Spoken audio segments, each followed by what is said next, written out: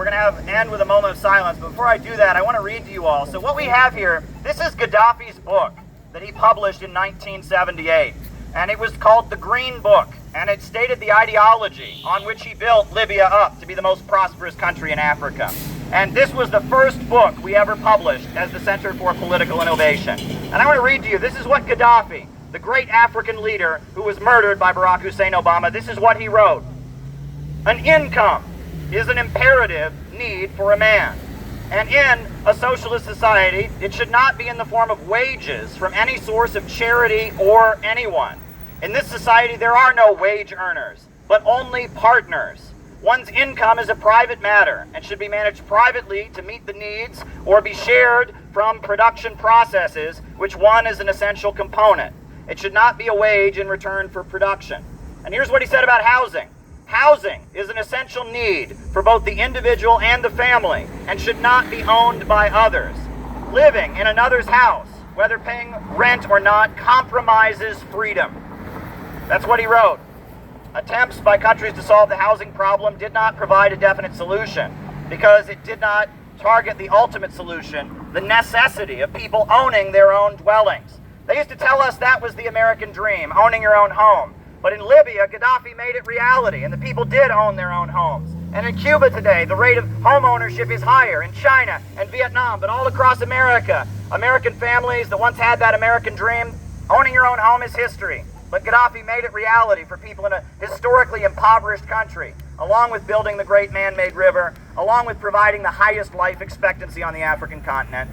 But, you know, it's really important that we're here today because our organization, the Center for Political Innovation, we really came into existence because of what happened in Libya. I was an activist. I used to work for Ramsey Clark, who was the Attorney General under Lyndon Johnson, and I was an activist with Occupy Wall Street, and at the same time we were marching against Wall Street.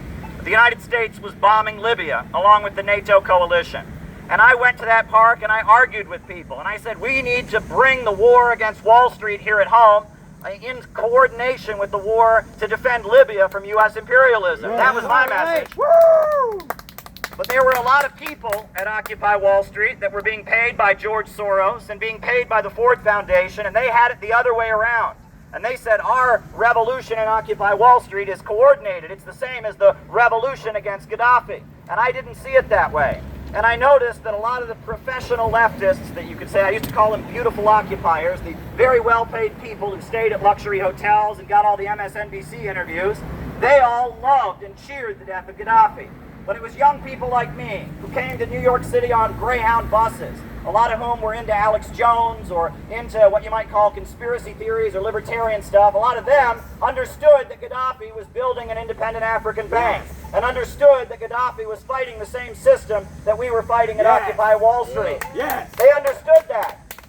And I was outraged because the anti-war organization I was working with at that time did almost nothing to support Libya.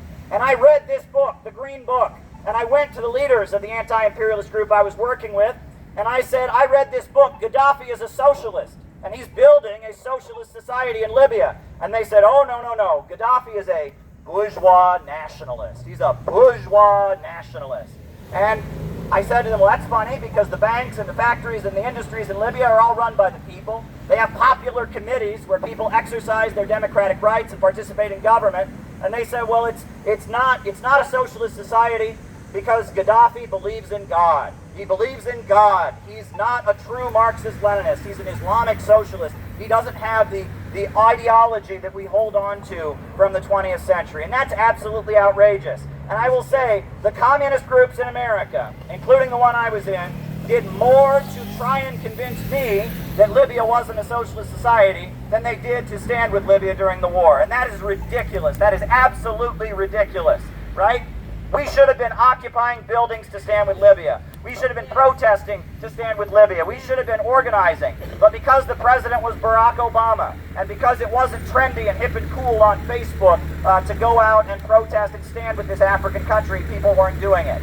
And that was the beginning of me realizing we needed to have a new type of organization. An organization that could bring in those kids from the Midwest like me, who came on a Greyhound bus and identified with Gaddafi, even if they didn't have the ideology the right way. And that's what made me think we need a new type of organization, because if Gaddafi, who supported the Black Panthers, who supported the Irish freedom struggle, who supported Nelson Mandela, who supported the Nation of Islam, who supported so many people all over this world fighting for freedom, if the left, if the socialists couldn't stand with him, they can't stand with anybody. They're worthless. That's what they are. And we need to build a movement that can reach out to ordinary Americans and speak to their economic rights. Gaddafi was a socialist, but he was a populist.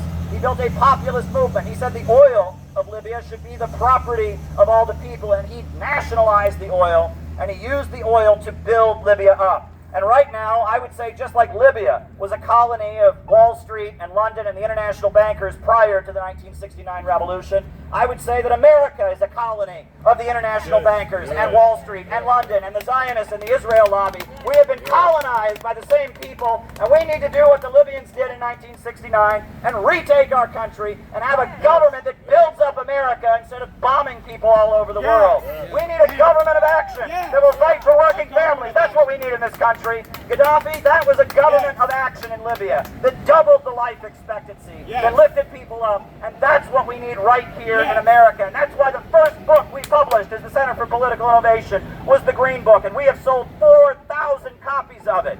This is the top-selling edition of it on Amazon because we wrote an introduction telling the truth about Libya, telling how Amnesty International and Human Rights Watch lied and admitted they lied to create that war, and how Gaddafi, in terms of real economic growth, improved people's lives heads and shoulders above everything.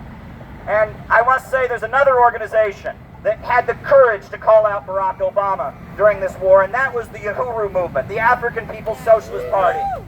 And just like the so-called left didn't stand with Libya, when Joe Biden sent the FBI to raid their homes and drag them into federal court, the left left them out to dry as well. But we stood with them, and we were with them in federal court. And Chairman O'Malley, the leader of the African People's Socialist Party, is a great admirer of Gaddafi.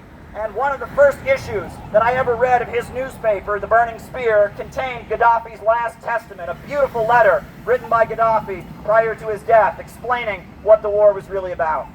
So I'm really glad that we're all here today. This is where we need to be.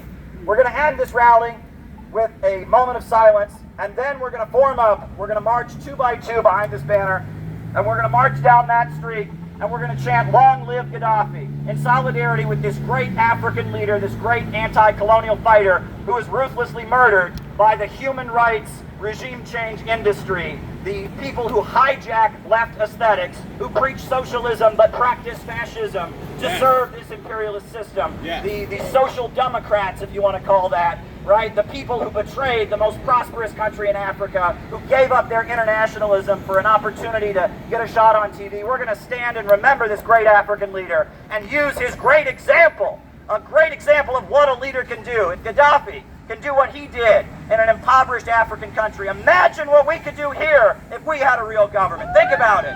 He could transform this country, this impoverished country in North Africa, in just one generation by taking control of their oil. If we took control of America's oil and America's coal and America's timber, if we had a national bank that injected credit into communities, if we enacted an economic Bill of Rights like Roosevelt talked about, America could be a high-tech utopia. The wealth is there. But the problem is the wealth is in the hands of Wall Street and London. And we need to build a mass movement demanding a government that takes it from them and organizes the economy to serve the people, not the profits of a wealthy few. So dare to struggle, dare to win, dare to struggle, dare to win, dare to struggle, dare to win, dare to struggle, dare to win. Long live Gaddafi! Long live Gaddafi! Long live Gaddafi! Let's have a moment of silence and then let's form up and march.